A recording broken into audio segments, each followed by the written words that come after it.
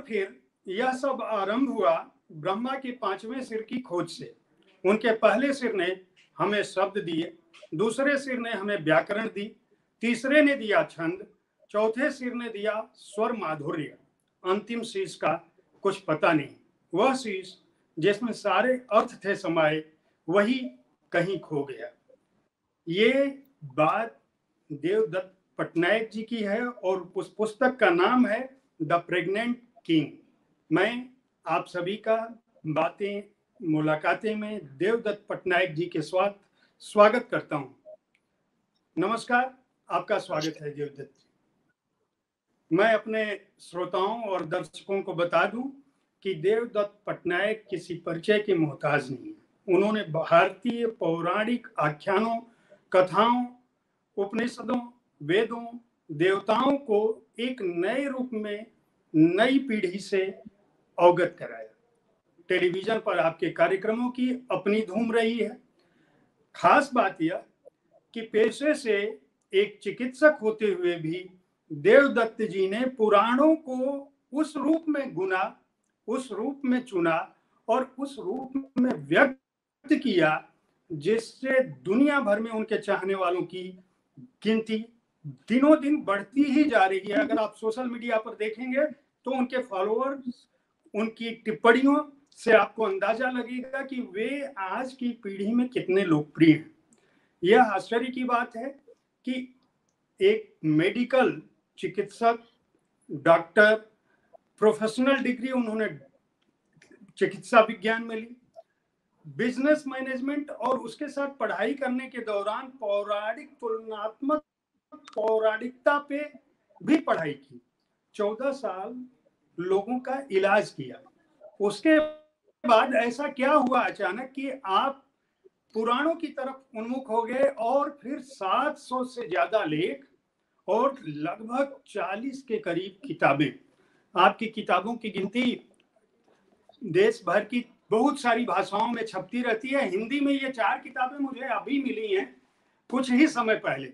मैं यह जानना चाहूंगा कि आप ऐसा कैसे कर लेते हैं, पहले हमारे श्रोताओं को बताएं। तो इस विषय में मेरा बहुत रुचि था, कई सालों से, बचपन से था। कॉलेज में जब मेडिकल पढ़ाई कर रहा था तब मैंने सोचा भी नहीं था कि ऐसे होने वाला है मेरी जिंदगी में। ये केवल एक रुचि थी, जस्ट एक हॉबी जिसको कहते हैं। और फिर उसके बाद मैं फार्मा इंडस्ट्री में काम कर रहा था, सैलरी के लिए। तो मैं क्लिनिकल मेडिसिन में नहीं था, मैं फार्मा इंडस्ट्री में था। और जब मैं इंडस्ट्री में था, अपने फ्री टाइम में मैं मिथोलॉजी, रामायण, महाभारत, पुराणों की खोज करता था, रीड करता था, एंजॉय करता था, दोस्तों के साथ डिस्कस करता था। और लोग देखते थे कि जब भी कोई प्रॉब्लम होता था अपने जॉब में, या मैं हमेशा एग्जाम्पल्स और एक्सप्लेनेशंस और सॉल्यूशंस पुराणों से निकालता था और लोगों को बहुत पसंद आता था, मेरे दोस्तों के जो सर्कल था।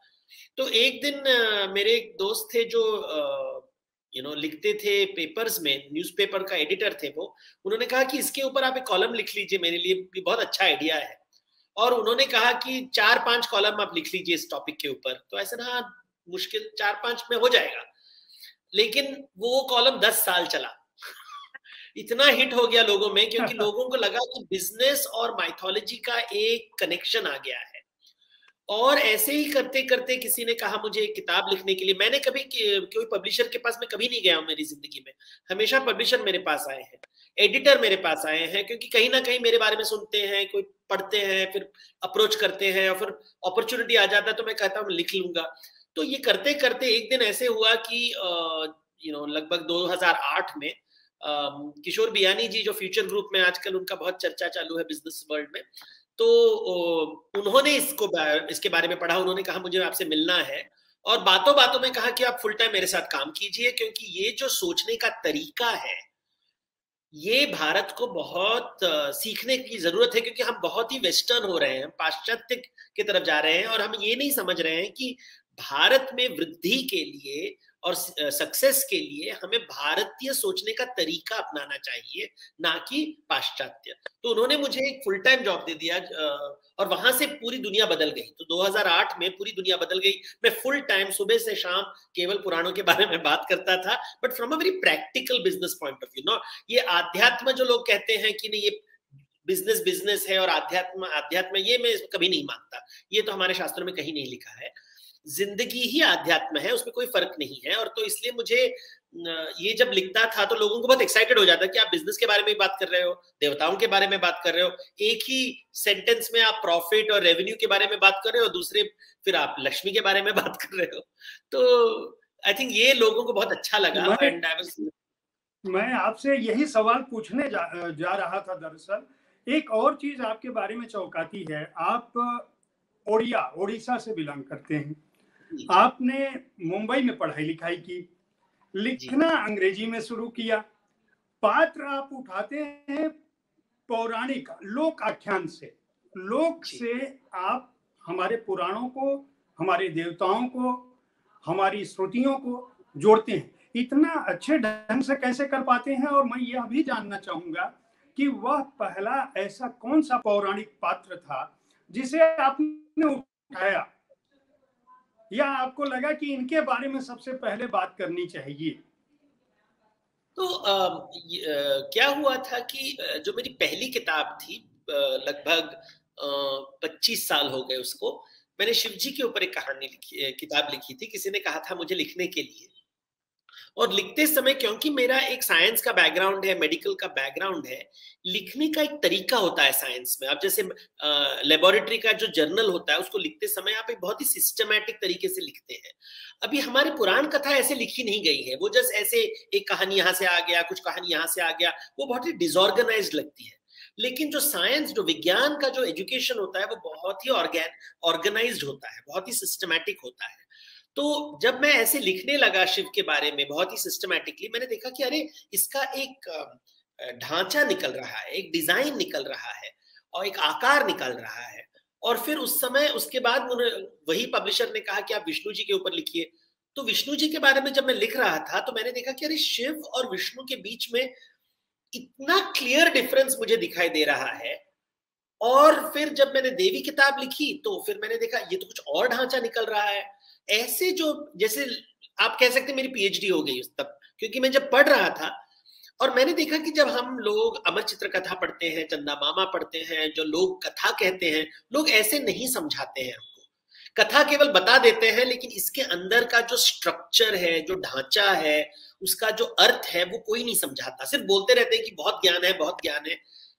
तो इसलिए तो ये मेरा जो रुचि आ गया कि इसमें और कुछ है, ये कुछ और बता रहे हैं कहानियां, केवल कहानियां नहीं है, केवल आध्यात्म नहीं है, यहाँ पे कुछ और है। और इसके ऊपर मैंने रिसर्च करना शुरू किया ज्यादा डिटेल में, I started studying and it became, तो ऐसे ही धीरे धीरे करके तो रियली शिव से शुरू हुआ, फिर विष्णु की तरफ गए, वहां से देवी की तरफ आए, तो बहुत ही सिस्टमैटिक जर्नी था मेरा। तो ऐसे हुआ। आप जिसको साइंटिफिक जर्नी और सिस्टमेटिक जर्नी बता रहे हैं, जो कट्टरपंथी हिंदू है वह यह कहता है कि देवदत्त पौराणिक तथ्यों के साथ छेड़छाड़ करते हैं अपने हिसाब से और उसकी व्याख्या को पलट देते हैं। जी जी, खासकर आप उसको समझ रहे होंगे मेरा इशारा किन लोगों की तरफ है, और इस बात से आपको एक बड़े वर्ग की लगातार नाराजगी झेलनी पड़ती है। आप इसको किस दृष्टि से देखते हैं? देखो, ये ब्राह्मणवाद है। ब्राह्मण को डर लगता है जब कोई ज्ञानी उसके सामने खड़ा हो जाता है। तो शिव चांडाल के रूप में दक्ष प्रजापति के सामने खड़ा होकर कहते हैं कि यज्ञ को मैं पलट दूंगा, क्योंकि यज्ञ के भीतर इतना रहस्य है तो छुपा नहीं पाएगा। तो दक्ष प्रजापति का भी सर काटा गया था। शिव चांडाल के रूप में, भैरव के रूप में किसी का सर काटे थे। राम ने ब्राह्मण रावण का सर काटा था। श्री कृष्ण ने ब्राह्मण द्रोणाचार्य, जो आचार्य है, उनका सर काटा था। भीष्म पितामह को बांध बांध के रखा था कि तू ज्ञान को बांध के नहीं रख सकता है।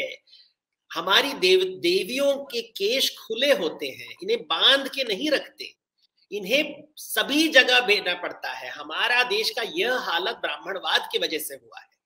और मैं ब्राह्मण ये जातिवाद से नहीं जोड़ रहा हूं, ये जो माइंडसेट है, ये जो एक माइंडसेट है, एक मानसिक, जिसको मैं कहूंगा एक डिजीज है कि हमें बांध के रखना है चीजों को, मूर्तियों के भीतर, मंदिर के भीतर हम ऐसे दायरे बना देंगे जाकि कोई अंदर नहीं आ पाएगा। देखिए देश का हालत क्या हुआ है, देश का हालत यहीं से हुआ है। कोई अंग्रेजों ने कुछ देश को बर्बाद नहीं किया है, मुगलों ने देश को बर्बाद नहीं किया है, हमने ही हमारे शास्त्रों की निंदा करके, क्योंकि शास्त्र पढ़ना नहीं चाहते, अर्थशास्त्र पढ़ते हैं लेकिन लक्ष्मी का जानकारी नहीं है। लक्ष्मी बिना अर्थशास्त्र कैसे पढ़ोगे? Economics, how can you study economics without understanding wealth which is the goddess of Lakshmi? आप पॉलिटिक्स के बारे में, पॉलिटिकल साइंस स्टूडेंट्स को बात कीजिए, वो दुर्गा के बारे में नहीं जानते। भैया दुर्गा इज पावर, शक्ति is power, political science is about power. तो पावर बिना आप जाइए कोई भी लेक्चर में जाके बोलिए, कोई भी ब्राह्मण को बोलिए समझाने के लिए दुर्गा का मतलब क्या है, लक्ष्मी का मतलब क्या है, भूदेवी का मतलब क्या है, एसेट मैनेजमेंट का मतलब क्या है। ये सब जो आजकल हम कैम्ब्रिज और ऑक्सफोर्ड से सीख रहे हैं, आजकल ये डाइवर्सिटी, इंक्लूजन की बातें, ये हमारे शास्त्रों में 1000 साल पहले लिखा हुआ था। ये ब्राह्मणों ने बांध के रखा है, बर्बाद कर रहे हैं हमारे देश को। तो ये है, तो शिव के जटा से भी गंगा को निकलना पड़ता है। तो आपका यह मानना है कि भारतीय इतिहास, धार्मिक ग्रंथ और जो हमारे पुराण या जो भी कथाएं हैं, लोक जीवन जो रहा है, उसमें कट्टरपंथिता की कोई जगह नहीं थी, नहीं है? क्या आप ये कट्टरपंथ शब्द ही प्रॉब्लम है ना। कट्टरपंथ हम इनको क्यों बोलते हैं? बेसिकली पढ़े लिखे नहीं है, जो विद्या की निंदा करते हैं, आप इनको कट्टरपंथी क्यों बोल रहे हैं? जो पंडित की निंदा करते हैं, जो पढ़े लिखे लोग की निंदा करते हैं, पंडित की निंदा करने से साम्राज्य नहीं बनता है, राम राज्य नहीं बनता है। पंडित की निंदा, क्योंकि सरस्वती जब तक घर में नहीं होगी तब तक लक्ष्मी नहीं आएगी, लक्ष्मी जब तक नहीं आएगी तो वैकुंठ का निर्माण नहीं होगा। कट्टरपंथी मतलब किसके ऊपर कट्टर है? अनपढ़ होके आप कट्टर नहीं बनते, गुंडागिरी करके विद्या का हासिल नहीं करते, लड़ाई झगड़ा से सरस्वती का आगमन नहीं होता है। मैंने तो कभी नहीं देखा है कि लड़ाई झगड़ा से सरस्वती का आगमन कैसे होता है। तो ये जो अलक्ष्मी के प्रेमी है, जो दरिद्रा के प्रेमी है, इनसे तो मैं दूर ही रहता हूं। इन्हें मैं कट्टरपंथी नहीं कहता हूं, अल्प बुद्धि महाभयंकर, देश को बर्बादी से, प्रेत आत्मा जैसे भूत प्रेत होते हैं, हमें तकलीफ देते हैं और वृद्धि के विरुद्ध जाते हैं, ऐसे आत्मा है ये लोग। क्योंकि जब तक वृद्धि नहीं होगी अब तो देश कैसे चलेगा? जो पुस्तक हिंदी में आई है, मैं ये जानना चाहूंगा, यह पुस्तक पहले 2008 में छपी थी और हिंदी में इसको आने में 2020, मतलब 12 साल से अधिक लगभग लग गए, 12 साल के करीब। ये फिक्शन जो है हिंदी में पहले इतना देर से क्यों आया? आपने हिंदी के साथ इतनी ज्यादती क्यों की? ये बहुत ही इंटरेस्टिंग बात है। हमको हमेशा लगता है कि हमारे से ज्यादती होती है। 2008 से लेके मैं हर पब्लिशर के पास ये किताब लेके जा रहा हूं और पब्लिशर कहती है कि हिंदी बेल्ट को वो ये मत कीजिए, फिर लोगों को समझ नहीं आएगा, हमारे लोग बहुत ही साधारण हैं, वो उनको ये सब बातें नहीं समझ में आएगी। तो मतलब गलती किधर है? लोग, जब मैंने इकोनॉमिक टाइम्स में मेरी आर्टिकल छपती थी 2008 में, मेरे जो कॉलम्स थे, एक हिंदी के रिपोर्टर ने बॉम्बे में, उनको बहुत पसंद आया, तो उन्होंने कहा कि हमें इसे हिंदी न्यूज़पेपर्स में छपाना है। जब वहां गए, वहां के एडिटर ने कहा कि ये तो आध्यात्म है, इसे मैं इकोनॉमिक्स पेज में नहीं डालूंगा। तो इंग्लिश पेपर में ये इकोनॉमिक टाइम्स में आता है, लेकिन हिंदी का जो एडिटर है कह रहा है इसे तुम आध्यात्मिक सेक्शन में डालो, इसे बिजनेस सेक्शन में मत डालो। अभी ये गलती किधर है? तो ये जो ठेकेदार होते हैं वो अपने आप को समझते हैं कि हमारा रीडर को इतना ही समझ में आता है, जिसे हम कट्टरपंथी कहते हैं। बेसिकली विद्वान नहीं है, उन्हें नहीं लगता है कि लोगों की वृद्धि होनी चाहिए, क्योंकि अगर वो पढ़े लिखे बनेंगे तो फिर वृद्धि होगी, वृद्धि होगी तो उनको कोई वैल्यू नहीं देगा। धीरे धीरे, क्योंकि मेरा देवलोक शो टीवी में आया, तब हिंदी बेल्ट में जागरूकता हुई कि आख्यानों को देखने का एक अलग तरीका हो सकता है, और फिर एक डिमांड बढ़ा। फिर जब बढ़ा तो फिर अभी मेरे दैनिक भास्कर में एक कॉलम है, नवभारत टाइम्स में मेरे कॉलम्स छप रहे हैं धीरे धीरे करके। सो ये धीरे धीरे करके मैंने लास्ट 5-6 साल में मैंने देखा कि धीरे धीरे हिंदी बेल्ट में लोगों ने मेरी कॉलम्स, आर्टिकल्स, सोशल मीडिया के माध्यम से, देवलोक शो के वजह से, केवल एक शो के वजह से हिंदी बेल्ट ने अपना द्वार खोला। तो सरस्वती बाहर खड़ी थी इकतारा पकड़कर, लेकिन हिंदी बेल्ट ने कहा कि अभी हम तैयार हैं देवदत्त पटनायक के ज्ञान प्राप्त करने के लिए। मैं जगन्नाथपुरी के लैंड से हूं सर, और ये याद रखना चाहिए कि जगन्नाथपुरी हमेशा एक तरफ लक्ष्मी और एक तरफ सरस्वती को रखते हैं, और हम इकतारा लेके खड़े थे हिंदी बेल्ट के बाहर, लेकिन हिंदी बेल्ट ने दरवाजा बंद किया था, क्योंकि कट्टरपंथियों ने कहा कि वेदों से डरो। लेकिन मैंने कहा वेदों से नहीं डरते, वेदों से हम खेलते हैं, वो हमारी माँ है। आप जब यह कहते हैं कि अनंत पुराणों में छिपा है सनातन सत्य, इसे पूर्णतः किसने देखा है? वरुण के हैं नयन 1000, इंद्र के 100, आपके मेरे केवल 2। आप यह बात देवलोक में भी कहते थे, इस पुस्तक में भी लिखा हुआ है। वह दृष्टि देवदत्त के पास तो अब मुझे लगता है, जो मैं पढ़ पाता हूँ या देवलोक भी देखा था मैंने लगातार, उसके हमारे जितने भी हिंदू धर्म के हों या पुराण के हों या उपनिषद के हों या वेद के हों या इस्लाम के हों, धर्म से उसका कोई ताल्लुक नहीं है। जिनको भी लोक कथाओं में रुचि है वो देवदत्त को जानते हैं और उनके विचारों से परिचित हैं। आप एक कथानक बुनते हैं, उठाते हैं और उसे अपने ढंग से बेहद प्रभावी ढंग से रखते हैं, जिनमें आपके बैकग्राउंड की भी अपनी भूमिका है। आप चिकित्सा विज्ञान के हैं तो मन को भी पढ़ लेते हैं, बिजनेस भी आपने पढ़ा तो उसको भी पढ़ लेते हैं। तो इस बात में को जब आप कहते हैं तो इसके पीछे उद्देश्य क्या होता है? देखिए, ये जो आपने कविताओं की पंक्तियां बोली, मेरी पहली किताब का पहला पेज में आपको ये मिलेगा। मतलब 25 साल पहले जब मैंने पहली किताब लिखी थी तब मैंने लिखा, और वो किताब 25 साल पहले, उस समय तक मैंने कई आर्टिकल्स लिखे थे, लोगों की इसके बारे में बहुत विचार किया था मैंने, और मैंने देखा कि जो सनातन धर्म है, सनातन धर्म का मतलब है बहुवाद, अलग अलग देवताओं के साथ बातें करना, ना कि एक देववाद, बहुदेववाद। तो ये जो डिफरेंस है, कहानियों को, एक ही कहानी को अलग तरीके से बताना, एक शिव के माध्यम से कुछ बताना, विष्णु के माध्यम से कुछ बताना, यही बातें हम जैन धर्म में देखते हैं। अनेकांतवाद एक बहुत बड़ा फिलॉसफी है जैनिज्म में।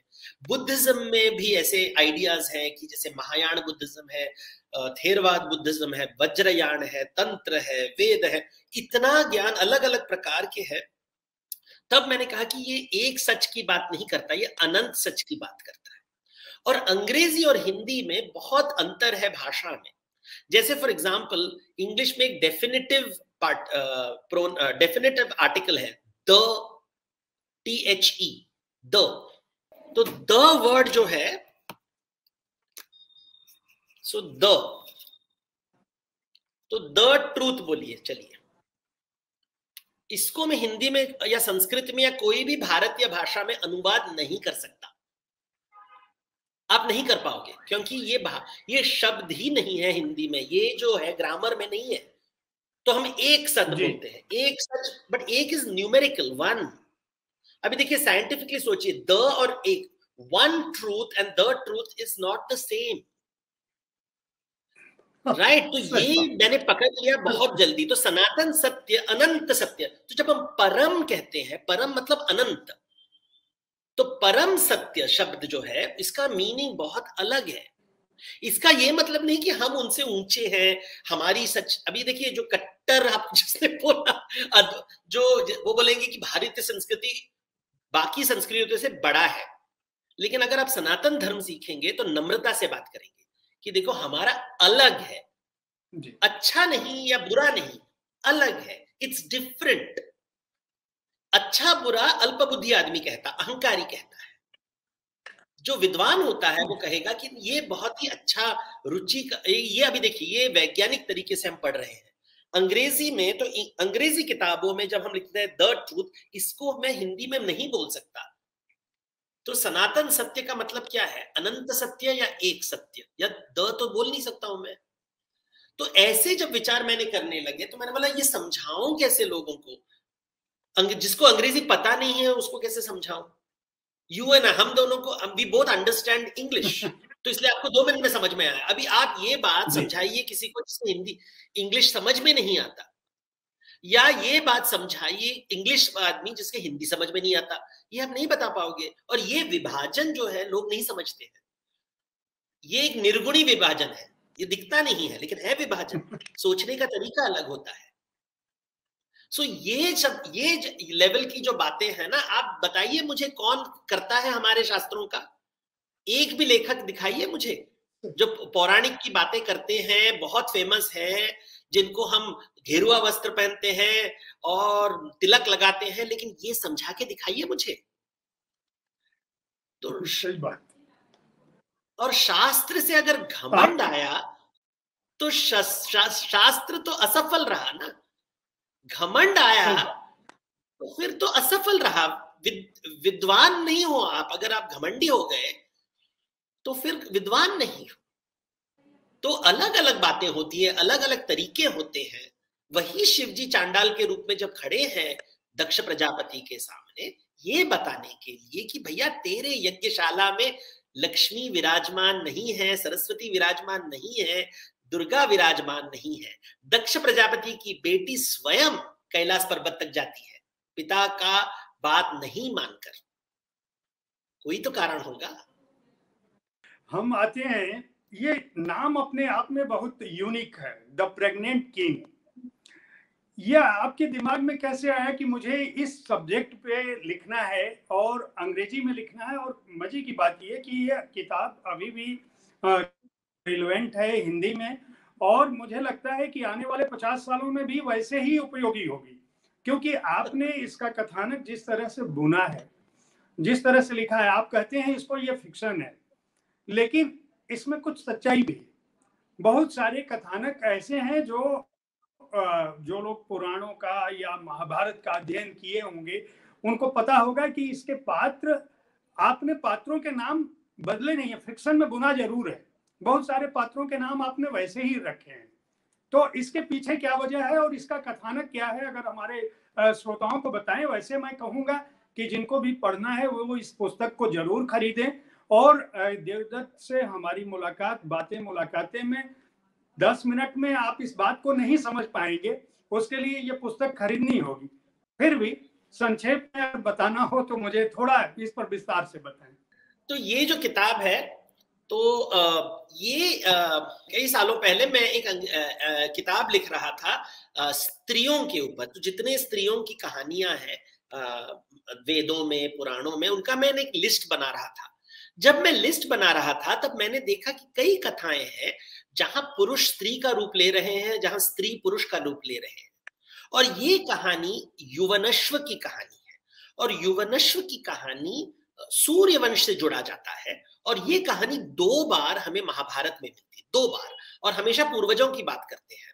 आपने ये शब्द सुना होगा मानधाता के जमाने का।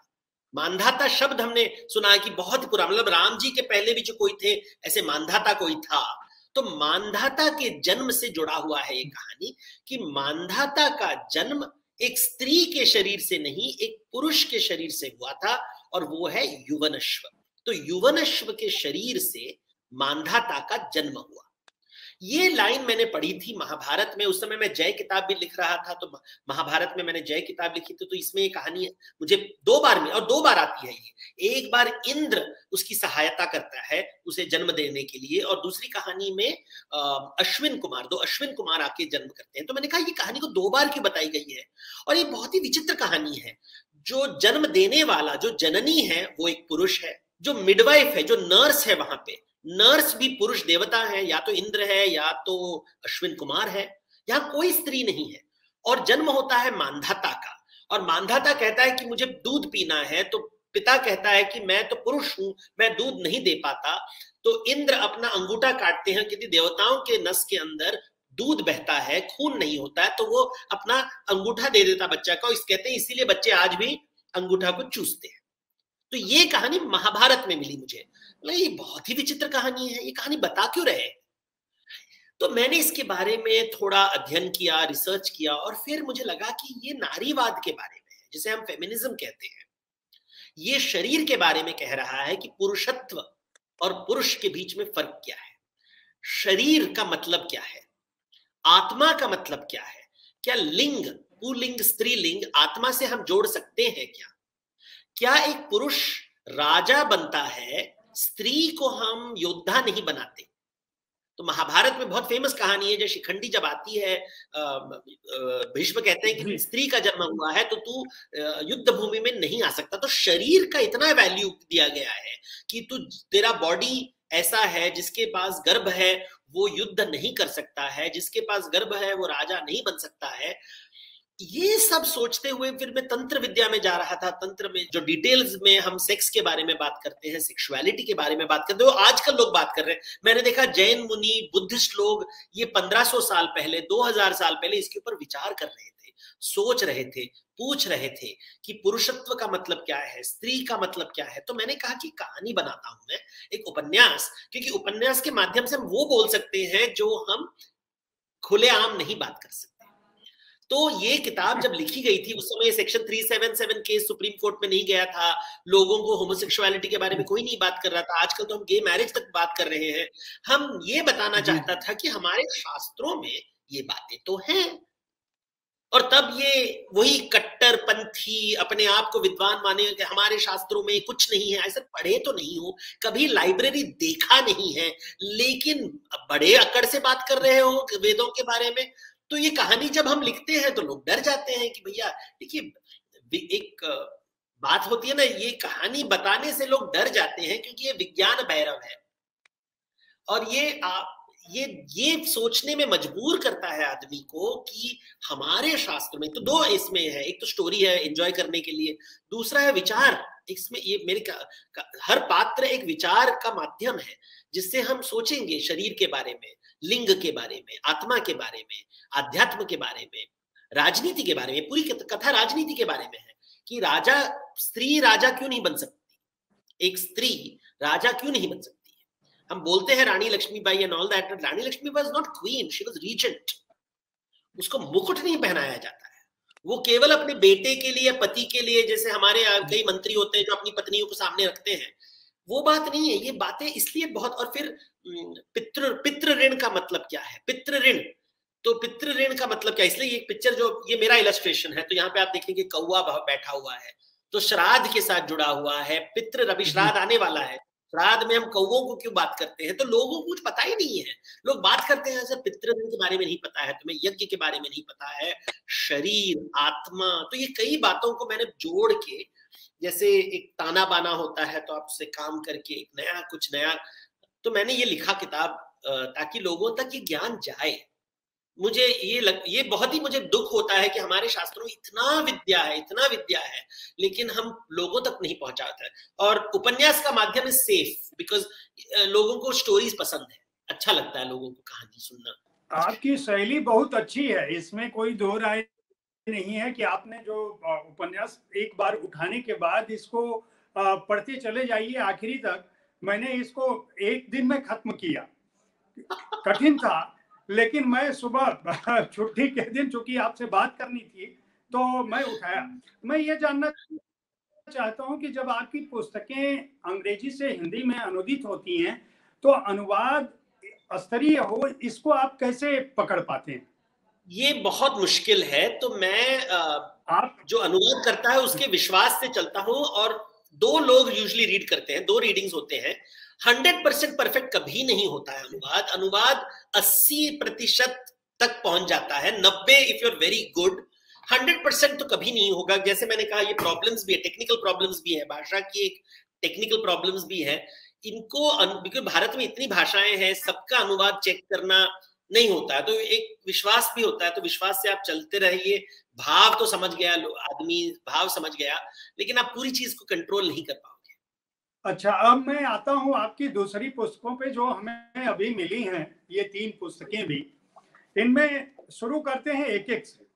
ज्ञान का भारतीय दृष्टिकोण, टैलेंट सूत्र आप कहते हैं, इसमें आप अपनी सुक्तियों में बातें समझाते हैं। आप एक वाक्य रखते हैं और उसको उसकी व्याख्या कर देते हैं। अंततः आप मैसेज क्या देना चाहते हैं? तो इसको समझने के लिए ये इंट्रोडक्शन में हम बात करते हैं। देखिए, जिंदगी में पूरी तरह जीने के लिए हमें क्या चाहिए? तो कुछ लोग कहेंगे पैसा चाहिए। जो ऐसा कहता है वो मूर्ख आदमी है, क्योंकि वो कभी धनवान से बात नहीं किया है। मेरे जॉब में मैंने बहुत धनवानियों को देखा हूं कि कुछ वही प्रॉब्लम जो छोटे घर में होता है वही प्रॉब्लम बड़े घर में होता है। तो केवल धन से प्रॉब्लम सॉल्व नहीं होते। तो कोई कहेगा कि मुझे शक्ति चाहिए, ताकत चाहिए, सत्ता चाहिए, पावर चाहिए। तो मैंने कई बलवानों से बात किया है, मैंने कई राजाओं से बात किया है, बड़े बड़े पॉलिटिशियन से बात किया। उनके घर में भी मैं देखा बहुत दुख, बहुत टेंशन। वही टेंशन, उनका भी पेट में गैस का प्रॉब्लम है, उनका बाल झड़ रहा है, बेटे से लड़ाई हो रही है, पत्नी से लड़ाई हो रही है। ऐसे मैंने कहा कि अरे धन से भी सुख नहीं है, सत्ता से भी सुख नहीं है। तो फिर मैंने याद आया कि हमारे यहाँ हम जब देवियों की पूजा करते हैं, हम हमेशा देवी को 3 रूप देते हैं। एक है लक्ष्मी, एक है शक्ति और तीसरी है सरस्वती। मतलब एक हमारी भूख मिटाने के लिए, हमारी दिनचर्या के लिए हमें लक्ष्मी चाहिए, इकोनॉमिक्स जिसको कहते हैं। फिर शक्ति दुर्गा, मतलब पॉलिटिक्स पावर के बारे में हम बात करते हैं। और तीसरी विद्या मतलब स्कूल कॉलेज की विद्या नहीं है, आत्मज्ञान वाली विद्या, जो मिमंस होता है। जो ये 3 बातें, जब ये 3 देवियां हमारी जिंदगी में आती है तभी पुरुषार्थ होता है, देयर इज कंप्लीट हैप्पीनेस। तो इसलिए 3 किताबें अगर हम देखें तो ये सक्सेस सूत्र है, ये लक्ष्मी के ऊपर है। तो लक्ष्मी को हम फोकस करते हैं इस किताब में। जब हम दुर्गा के बारे में, लीडरशिप, तो फिर हम लीडरशिप के तो शक्ति के बारे में बात करते हैं। तो यहाँ पे गौरी, काली, दुर्गा की कहानियां। और तीसरे है सरस्वती का मतलब क्या है, तो ये तीसरा। तो ये 3 हैं जो हम जिंदगी में चाहते हैं हमारी भूख मिटाने के लिए। लिखना आसान है, अनुभव करना बहुत मुश्किल है।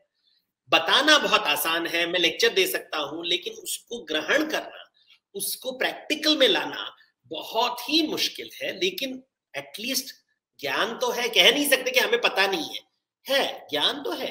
तो ये ज्यादातर, मैं जैसे मैंने कहा, ये लक्ष्मी के ऊपर होता है। So it's more economics, business. ये पावर तो बहुत ही इंपॉर्टेंट है, तो पॉलिटिशियंस के लिए, तो ये धनी लोगों के लिए और ये विद्वानों के लिए कि भैया ज्ञान कैसे होता है। और तीनों के बिना संसार नहीं चलेगा, 3 चाहिए। आपने तीनों देवियों के चित्र में भी उसको आपने एक्सप्लेन कर दिया है। मतलब देवी के हाथ में झंडा जो शक्ति का प्रतीक है, धन में आपने बॉक्स दिया है, एक बड़ा सा संदूक सा, और धन में आपने घड़ा दिया है, और ज्ञान में आपने किताब रखी है। जी। तो आप अपनी किताबों के चित्र भी स्वयं बनाते हैं।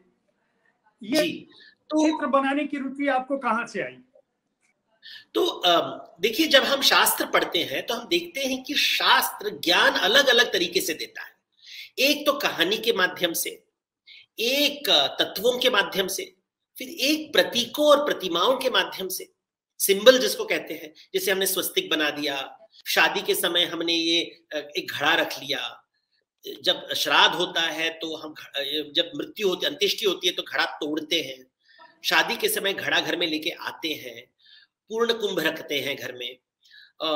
फिर प्रतिमाओं के माध्यम में बात करते हैं। फिर क्रियाओं के माध्यम से, जब आप पूजा पाठ कर रहे हैं तो अलग अलग टेक्निक इस्तेमाल होता है। तो बेसिकली ज्ञान मानते थे कि केवल लिखित ज्ञान या मौखिक ज्ञान से ज्ञान नहीं जाता है, ज्ञान अलग अलग इंद्रियों से हमारे भीतर जाता है, प्रतिमाओं से जाता है। तो आंखों से भी हमें ज्ञान मिल सकता है, नाक से, इसलिए किस देवता को कौन सा फूल दिया जाता है। तो ये तांत्रिक परंपरा है। जैसे शिव जी को हम बेल पत्ता देते हैं और विष्णु जी को तुलसी चढ़ाते हैं। तो इन दोनों में फर्क क्या है? अगर आप विचार करें इन 2 पेड़ों को लेके तो फिर से शिव तत्व और विष्णु तत्व समझ में आ जाएगा।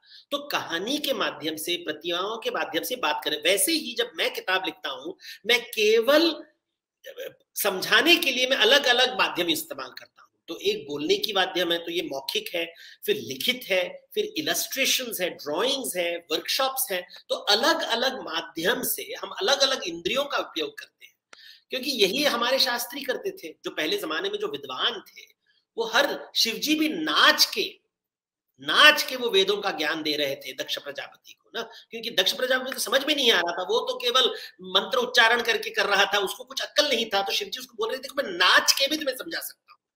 तो ये जो बातें हैं कि हमारे यहाँ नृत्य से भी हमने एक ज्ञान दिया है। देखिए भगवान का एक हाथ होता है ऐसे हाथ, तो इसको कहते हैं अभय मुद्रा, डरो मत, मतलब ये शक्ति का प्रतीक है। दूसरा होता है वराद मुद्रा, जो वर देने वाला है। तो एक लक्ष्मी और दुर्गा का दो चिन्ह आ गया यहाँ पे। तो केवल प्रतीकों के माध्यम से हमने दो बातें बता दी है। तो आजकल क्या हो गया है, लोगों को जब ये हाथ दिखाता हूं उन्होंने कांग्रेस समझ में आता है, कमल का फूल दिखाऊं तो केवल बीजेपी समझ में आता है।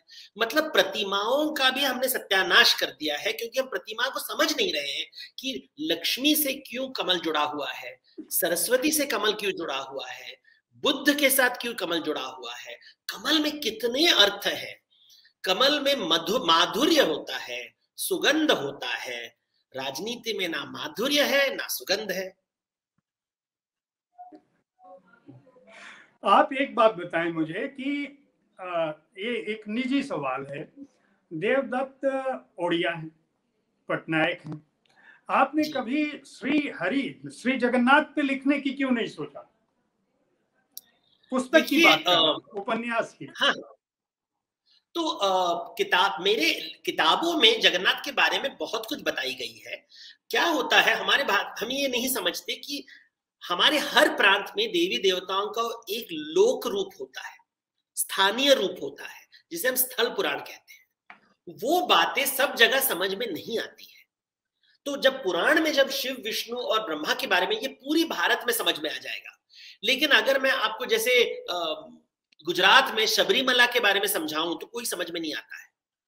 अगर आप गोरखपुर में बैठ के मैं अगर आपको तिरुपति बालाजी की लोक कथाएं के बारे में बताऊं, या पार्थ सारथी या अलवार नयनार के बारे में बताऊं, जो तमिल परंपरा है, अलवार नयनार, या महाराष्ट्र में पंढरपुर वारी के बारे में समझाऊं, जो वहां पे क्या बोलते हैं कावड़ यात्रा पे जाते हैं, अगर मैं उनको वारी के बारे में समझाऊं तो बोलेंगे ऐसे कुछ होता नहीं है, क्योंकि हम वो कुपमंडुक के जैसे हमें केवल एक ज्ञान है, उस एरिया का ज्ञान है।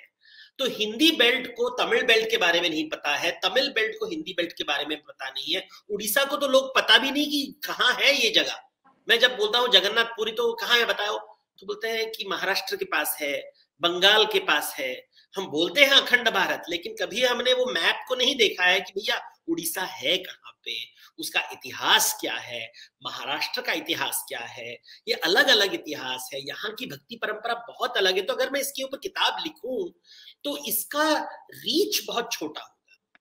तो ये अगर मैं अभी बात चालू है कुछ दोस्तों के साथ कि जगन्नाथ के ऊपर हम कुछ लिखें, तो बट वो स्थानीय होगा। जैसे तिरुपति बालाजी की किताब लोग लिखते हैं, लेकिन वो ज्यादा नहीं चलती, क्योंकि वो केवल आंध्र प्रदेश और साउथ में लोगों को समझ में आता है। और जो अमीर लोग जाते हैं प्राइवेट जेट में कि हम वो उस मंदिर में पैसे देंगे तो हमको पैसा मिलेगा, लेकिन वो भाव नहीं समझते हैं। जो लोक पर वहां की जो अन्नमाचार्य की जो भाव है, जो तेलुगु में लिखा गया है, वो भाव उत्तर भारत से नहीं जुड़ता है। जैसे मीराबाई की कथाएं जो नॉर्थ में है, साउथ में आंडाल की कथाएं होती है। तो हर प्रांत का एक अलग भाव होता है। ये जिसे मैंने कहा ना, अनंत पुराणों में छिपा है सनातन सत्य, तो ये अनंत स्थल पुराण है। तो मैं स्थल पुराण के ऊपर ज्यादा नहीं लिखता। मैं अभी विट्ठल के ऊपर अगर मैं किताब लिखूं तो महाराष्ट्र में प्रसिद्ध होगा, बहुत प्रसिद्ध होगा। महाराष्ट्र शायद आंध्र प्रदेश में तक जाएगा, लेकिन उत्तर भारत में किसी को समझ में नहीं आएगा कि ये विट्ठल वारकरी, ये जो पांडुरंग के बारे में बहुत ही यहाँ पे जो भाव है, इट्स अ वेरी पावरफुल भाव, लेकिन वो उत्तर भारत में किसी को नहीं समझ में आएगा। उनको तो वो बनारस के आगे आई डोंट थिंक हम जानते नहीं। हम बोलते हैं अखंड भारत, लेकिन ज्ञान इतना हम नहीं पढ़ते हैं स्कूल में, कॉलेज में। मैं ये जानना चाहता हूं कि आप जो सोशल मीडिया पे, अब आते हैं थोड़ा कंटेम्परेरी आ जाते हैं, हम लोग पुराण की बात बहुत सारी कर लिए। आप जो ट्वीट करते हैं बहुत सारे उस पर लाखों हजारों लाइक्स होते हैं, सैकड़ों लोग पसंद करते हैं, लाखों आपके फॉलोअर हैं। आपके ट्वीट को अमूमन सरकार विरोधी माना जाता है। जैसे मैं कल का एक ट्वीट आपका बता दूं, आपने उस पर लिखा कि अफगानिस्तान पर तालिबान का कब्जा हुआ, और आपने कई सीरीज ट्वीट किया। एक ट्वीट का जिक्र करता हूं, आपने लिखा कि हिंदुत्व तालिबान की जगह आदिवासी वनवासी से लड़ रहा है। इससे पहले कोरोना जब था, कोरोना पे आपने एक ट्वीट किया कि जब राजनेता कहते हैं कि महाभारत का युद्ध 18 दिनों में जीता गया था, तो वे यह बताने में असफल रहते हैं कि पांडवों ने अपने सभी बच्चों को खो दिया था। आपने उन बच्चों का नाम भी दिया है। तो जीत की कीमत क्या होती है? पौराणिक इस्माइली से सावधान, ये आपका ट्वीट था। आपको देवदत्त को डर नहीं लगता? फिर सनातन ज्ञान का क्या फायदा? सनातन ज्ञान का मतलब है कि ये ही जिंदगी है, ये मेरा आम का पेड़ आम ही देगा ना, अमरूद थोड़ी ना देगा। अभी मूर्खों को ज्ञान कैसे दे? अगर ज्ञान देना ही सेडिशन हो गया, सनातन ज्ञान देने से सेडिशन हो गया, ये तो बड़ा है सुंदर हेडलाइन होगा कि जो सनातन ज्ञान बटोर रहा है 25 साल से, उसी को हिंदुत्व ने जेल में डाल दिया। क्या ब्यूटीफुल हेडलाइन होगा कि सच सामने आ जाएगा। हिंदू धर्म को बचाने आए हैं, विद्वान को रखे हैं जेल में।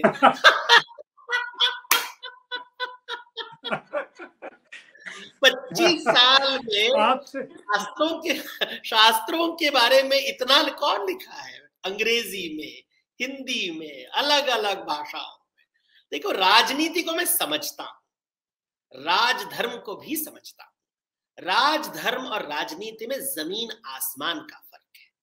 राम राज्य बोलना बड़ा आसान है, राम राज्य का निर्माण करना बहुत मुश्किल है। राम राज्य में वृद्धि होती है, लक्ष्मी स्वयं घर में आती है। राम राज्य वैकुंठ है, जहां पे लक्ष्मी विराजमान है।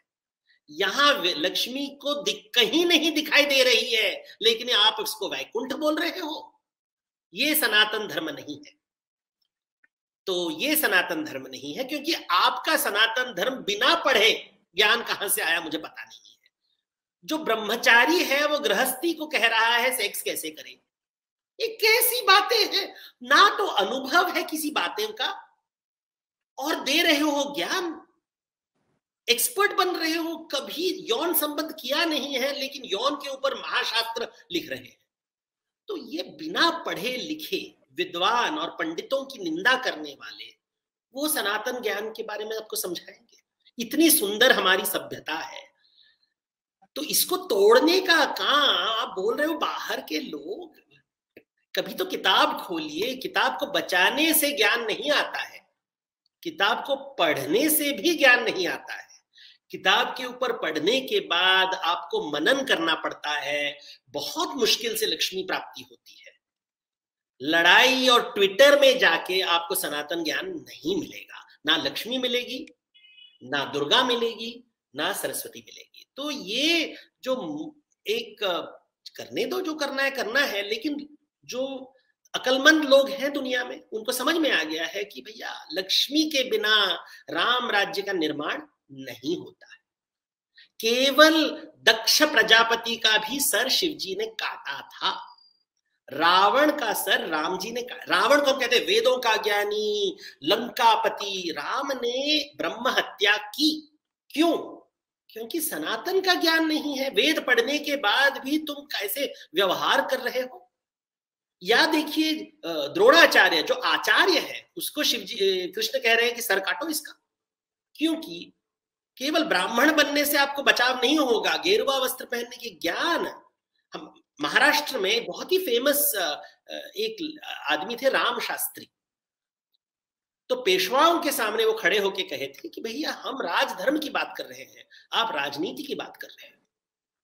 तो धर्म तो बड़ा है ना, राजा तो आएंगे जाएंगे, अगर जेल में डालना है तो डाल दीजिए, क्या फर्क पड़ता है इससे? थोड़ी ना, सनातन का मतलब है आप इसको जेल में नहीं डाल सकते।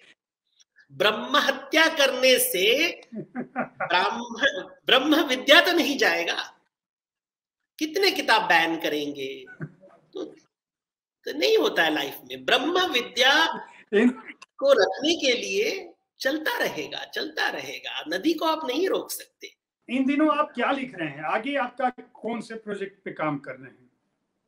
तो रेगुलरली मेरे तो 4-4 किताब साइमल्टेनियसली चल रहे हैं। तो अभी मैं मल्टीपल चीजों के ऊपर काम करता रहता हूं। तो कभी मन किया तो बिजनेस की तरफ एक तो अलग अलग चीजें के ऊपर बात कर रहा हूं। तो अभी अगर मैं आपको लिस्ट यहाँ दिखाऊं तो यहाँ एटलीस्ट 12 किताबों की लिस्ट है। मैंने रिसेंटली यूपीएससी स्टूडेंट्स के लिए एक किताब लिखी, आर्ट कल्चर और हेरिटेज के लिए। तो मैंने देखा ये यूपीएससी के लिए मैंने किताब लिखी थी, भारतीय संस्कृति, कला एवं विरासत। तो इसके ऊपर मेरा थोड़ा ध्यान गया, क्योंकि मैंने देखा कि जैसे किताबें लिखी गई हैं, भारत की जो इतना ज्ञान है यहाँ पे, वो क्लियरली एक्सप्लेन करना कितना मुश्किल है। इतिहास, देश काल और गुण से लोगों को संस्कृति समझाना बहुत ही मुश्किल है। तो मैंने ये टेक्स्ट बुक लिखी क्योंकि मैंने देखा कि लोगों को समझ में नहीं आ रहा है। ये वो कंठस्थ कर रहे, मेमोराइज कर रहे हैं, मेमोराइज करके एग्जाम दे रहे हैं, समझ नहीं रहे संस्कृति का मतलब क्या है, सभ्यता का मतलब क्या है। हड़प्पा से हमको क्या ज्ञान मिलता है, वैदिक सभ्यता से क्या ज्ञान मिलता है। मैंने देखा कि हम केवल मौर्य और गुप्त के बारे में बात करते हैं। मैंने देखा लोग ना चालुक्य के बारे में ज्यादा ज्ञान है, ना शातवाहन के ऊपर, गजपतियों के ऊपर, भौम के ऊपर, चोला मंडल। साउथ इंडिया के बारे में तो नॉर्थ इंडिया को कुछ पता ही नहीं है। नॉर्थ ईस्ट इंडिया तो छोड़ ही दीजिए, अहोम के बारे में नहीं पता है, मिजोरम के पता नहीं है, नागालैंड शब्द कहां से आया है। तो ये मेरा न्यू इंटरेस्ट हो गया है संस्कृति के ऊपर। जैसे मैं पौराणिक कथा मेरा मेन अभी, लेकिन लास्ट 1-2 साल से, इनफैक्ट कोविड टाइम में सबसे बड़ा बदलाव मेरे राइटिंग्स में, ज्यादा संस्कृति, ज्यादा कला। क्योंकि मैंने किसी से मिला था जो हिंदुत्व से बहुत जुड़े हुए हैं, और वो कह रहे थे कि हमारे मूर्तियों को लेके आना, कोहिनूर को लेके आना है हमें बाहर देशों से। तो मैंने उनसे एक प्रश्न पूछा, और ये कि आप अपने बच्चों के साथ म्यूजियम कब गए थे? म्यूजियम तो दिल्ली में रहते हैं तो ऐसे नेशनल बड़ा म्यूजियम है, दिल्ली में तो बहुत बड़ा म्यूजियम है। आप अपने बच्चों के साथ वहां 20 साल में कितने बार गए हैं? एक बार भी नहीं गए, एक बार भी नहीं गए हैं। लेकिन आए हैं हमारे संस्कृति को बचाने के लिए। हम लेके आएंगे लंदन से, यूएसए से मूर्ति लेके आएंगे, ऐसे कभी दर्शन नहीं किया है, कभी नहीं किया है। इसका ज्ञान पता नहीं कि मेटल कौन सा मेटल है, कब बनाया गया था, किस काल में बनाया, किसने बनाया था, इसका अर्थ क्या है, क्यों बनाया गया था, इसका इकोनॉमिक वैल्यू क्या है, इसका पॉलिटिकल रीजन क्या है, कुछ नहीं पता है। तुम्हें बचाने आए हो तो द्वारपाल का काम करना चाहते हो, ठीक है, करो द्वारपाल का, लेकिन जो बाकी काम कर रहे हैं ना, उनको अपने आप को राजा मत बनाओ। द्वारपाल हो, द्वारपाल रहो, द्वारपाल हो, द्वारपाल रहो, लेकिन पंडित की निंदा मत करो, नटियों की निंदा मत करो, मंदिर को जो बना रहे हैं उनकी निंदा मत करो, जो वहां काम कर रहे हैं बाकी कर्मचारियों को निंदा मत करो। देवता से अपने आप को ऊपर मत रखो। जय और विजय केवल दरवाजे पे खड़े होते हैं, अंदर विष्णु बैठे होते हैं, अंदर लक्ष्मी बैठी होती। तो ये जो पागलों जैसे कि हमें हमारे देश बचाना है, सिर्फ क्यों बचाना है? तुम तो उसमें इंटरेस्ट ही नहीं लेते। तो ये किताब मैंने लिखी लास्ट कि let us understand our culture better. में आई वाज शॉक्ड कि मुझे कितनी बातें नहीं पता थी, असम के बारे में, मेघालय के बारे में, मिजोरम के बारे में, लक्षद्वीप के बारे में, अंडमान के बारे में, वहां पे कैसे धर्म फैला है, कौन सी भाषा लोग बोलते हैं, कौन से कपड़े होते हैं। हम बोलते हैं हम ये आदिवासी वनवासी के बारे में, लेकिन उनका नाम तक जानते नहीं, कहाँ से आए, क्यों रहे, क्या करते हैं, क्या उनका कपड़ा है, उड़ीसा में कौन रहते हैं, आंध्र प्रदेश में कितनी भाषाएं हैं, लोक भाषाएं हैं, हिंदी में कितनी भाषाएं हैं। तो ये मेरा बहुत नया इंटरेस्ट हो गया है। तो अभी मैं इसी के ऊपर डीप जा रहा हूँ, हड़प्पा के ऊपर, केव पेंटिंग्स, जो भीमबेटका में है, तो मैं जाता रहता हूँ मध्य प्रदेश में भीमबेटका देखने के लिए। तो मुझे पसंद है, केवल मंदिरों से नहीं, बट ये सब छोटी छोटी बातें जो है, जो दरगाह बने हुए हैं, मस्जिद बने हुए हैं, पत्थर कहाँ से लेके आए थे, कारीगर कहाँ से आया था, साइंस कहाँ से आया, टेक्नोलॉजी कहाँ से आया, तो ये this is my new interest. तो I think hopefully IAS students के लिए तो लिख रहा हूँ, केवल आईएएस केवल वो एक माध्यम है। आगे जाके जो पीढ़ी है, अगर हम नहीं करेंगे, लोगों आगे वाले राजनीति वाले कुछ नहीं करेंगे, उनके पास इतना अक्ल नहीं है। जो विद्वान है, जिसके पास भगवान की दया से, मेरे पास लक्ष्मी है, सरस्वती है, दुर्गा है, तीनों आए हैं मेरे पास, जब तक कोई छीन ना ले तब तक उसे बांट तो लूं।